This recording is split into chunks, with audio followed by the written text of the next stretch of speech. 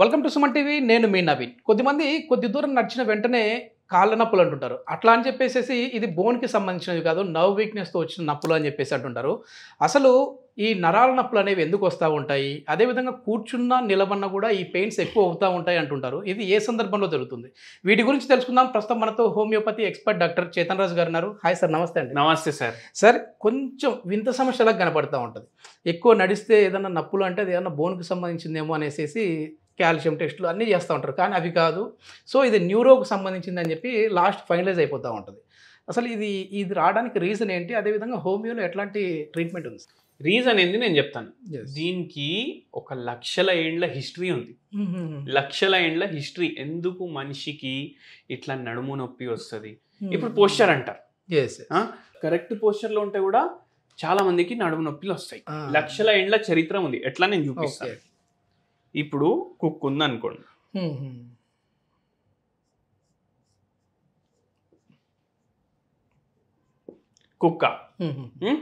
కుక్క కాకుండా ఏమైనా మీకు ఇష్టమైన జంతువు చెప్పండి. ఓకే, సింహం. సింహం.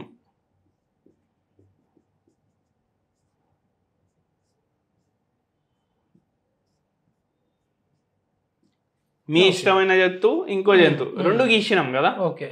అయితే ఈ రెండు జంతువుల్లో మీకు ఒకటి కామన్ పాయింట్ అబ్జర్వ్ చేయొచ్చు. ఏంది? ఇవి 4 కాళ్ళు వాడుతున్నారు. ఇప్పుడు మనిషి కూడా జంతువునే, అవునా కాదా? మనిషి ఎట్లుంటాడు? ఇట్లుంటాడు. ఎన్ని కాళ్ళు వాడుతున్నాడు? 2 కాళ్ళు. ఇప్పుడు దీంతో మనకు ఒక ఇన్ఫ్లుయెన్స్ వస్తుంది. దీన్ని బైపెడలిజం అంటారు. బైపెడలిజం అంటే మనిషి మాత్రం నడుస్తాడు 2 కాళ్ళ మీద. ఇది ఎవల్యూషన్. ఎట్లా? ఇప్పుడు చెట్లకు పండు ఉంది అనుకోండి. ఇప్పుడు చెట్లకు పండు ఉంటే ప్లగ్ చేసుకోవచ్చా ఈ జంతు? చేసుకోలేడు. మనం చేతులతోటి తినడం స్టార్ట్ చేసినాము. అయితే చేతులతోటి ఇట్లా వేరే పనులకు వాడుకోవడానికి అది ఒక ఎవల్యూషన్. Okay okay. కానీ ఇది చాలా పాజిటివ్ ఉంటుంది, కానీ దీంట్లో ఒక నెగిటివ్ కూడా అవుతుంది. ఇప్పుడు వీళ్ళకు కూడా వర్టిబ్రల్ కాలం ఉంటుంది. వర్టిబ్రల్ కాలం అంటే ఇట్లా ఇక్కడ బుర్ర ఉంటుంది, మళ్ళీ ఇక్కడ స్పైనల్ కార్డ్ ఉంటుంది. కానీ వీళ్ళకి ఎట్లా ఇట్లా ఉంటుంది. ఇది సింహం అనుకోండి, మీ సింహం ఇట్లా ఉంటుంది, ఈడికెళ్ళి ఇట్లా వస్తుంది. కానీ మనిషిలా ఎట్లా ఉంటుంది? ఇది బ్రెయిన్ అనుకోండి, ఇది స్పైనల్ కార్డ్ అనుకోండి. ఓకే. ఇప్పుడు ఇది మనిషి ఇట్లా ఇట్లా చూస్తే, ఇప్పుడు సైడ్ యాంగిల్ చూద్దాం మనం.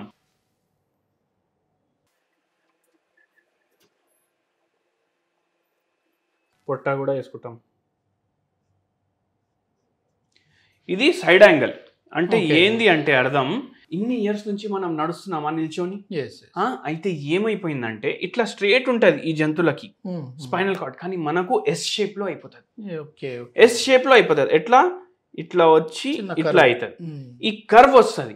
ఈ కర్వ్ లో మళ్ళా ఇంకో గమ్మత్ చూపిస్తాను మీకు.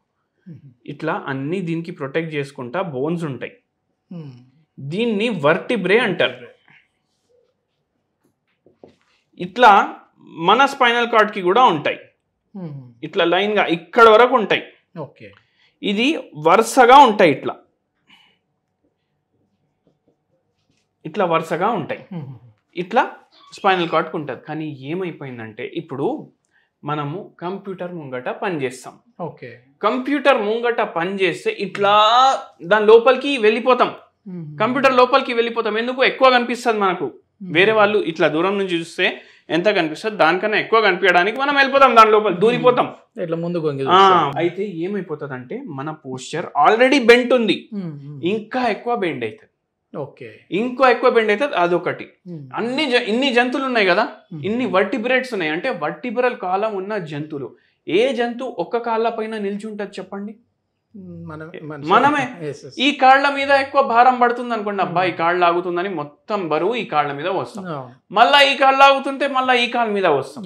అంటే మన పోస్చర్ చాలా తప్పు, అవునా కాదా?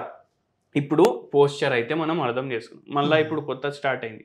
ఇప్పుడు చేతులు ఇట్లనే అయిపోయినాయి, ఇట్లనే మొబైల్ చూసి పడుకున్నప్పుడు కూడా ఇట్లనే మనిషి అట్లనే ఉంటాడు. Yes. అరే మొబైల్ పార్ట్ ఆఫ్ బాడీ, అది కూడా ఒక బొక్కలాగా.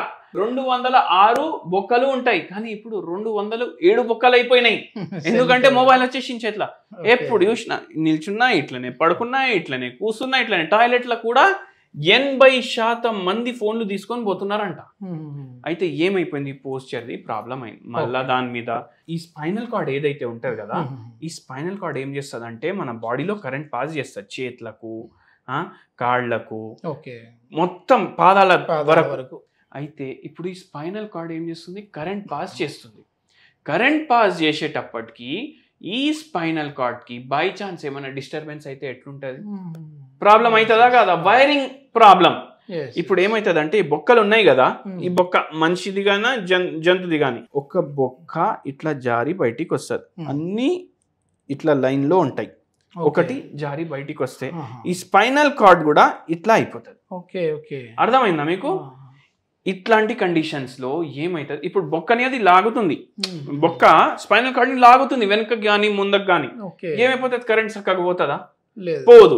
వైర్ ఉంది ఇప్పుడు ఈ లైట్ కి, మనం గుంజితే ఏమైతుంది, ఒకసారి పోతుంది కరెంట్, ఒకసారి పోదు. అట్లా ఏమైతుంది అంటే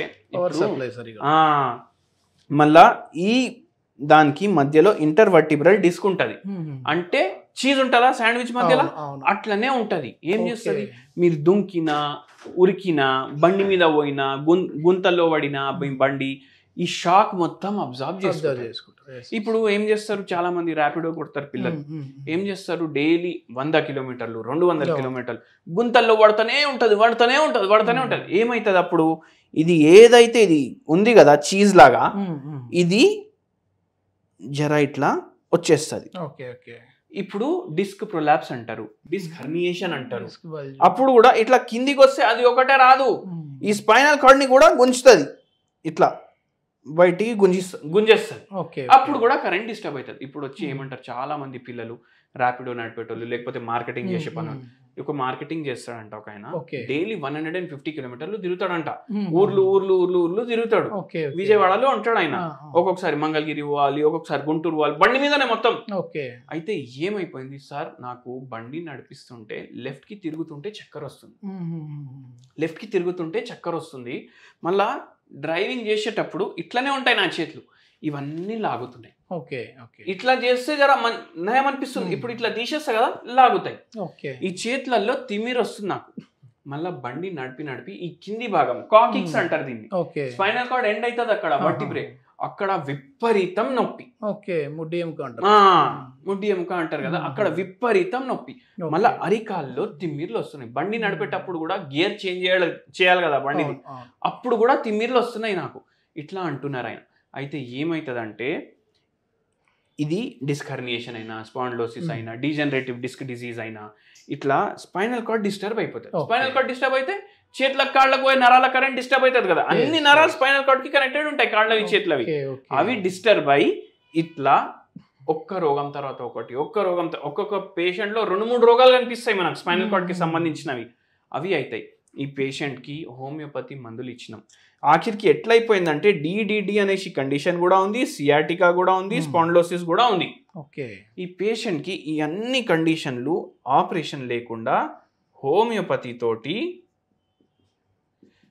మొత్తం సెట్ రైట్ అయిపోయింది. హోమ్ రెమెడీ ఏమైనా సజెస్ట్ చేస్తుంటారు? హోమ్ రెమెడీ చెప్తాను మీ అందరికి. మీకు ఒకటి మీరు గుర్తుపెట్టుకోండి, ఏదైతే మునక్కాయ ఉంటారు కదా, ఇట్లా ఉంటాయి కదా, మొరింగా, ఇది చాలా మంది మునగాకు పౌడర్ ఏమో వాటర్ లో వేసుకొని తాగుతున్నారు, అది కూడా చాలా మంచిది. బట్ మునక్కాయలు ఏం చేయాలి, కుక్కర్ లో వేసుకోవాలి. కుక్కర్ లో వేసుకొని దీన్ని బాయిల్ చేయాలి. బాయిల్ చేసి మన పప్పు గుత్తి ఉంటది కదా, దాంతో ఇది మంచిగా ఇట్లా చేస్తే దాంట్లో ఉన్న గుజ్జు మొత్తం వస్తుంది. ఇప్పుడు ఇక్కడ ఏంది ఇంటర్వర్టిబ్రల్ డిస్క్ అంటే, మనం మోకాల్లో గుజ్జు అంటాం కదా, ఇది కూడా గుజ్జునే. ఇది మొత్తం పోయింది కదా. అయితే ఈ గుజ్జు పెరగడానికి కూడా ఇది హెల్ప్ఫుల్ ఉంటది. డైలీ ఈ గట్టి దండిల్లాగా ఉంటాయి కదా, అవన్నీ తీసి పడేసేయాలి. ఇది వాటర్ లో వేసుకొని తాగాలి మీరు రోజు. ఆల్రెడీ వాటర్ ఉంటది దాంట్లో. ఇది మొరింగా సూప్ అంటారు దీన్ని. మొరింగా సూప్ డైలీ మీరు తీసుకోండి, ఎప్పుడైనా తీసుకోండి.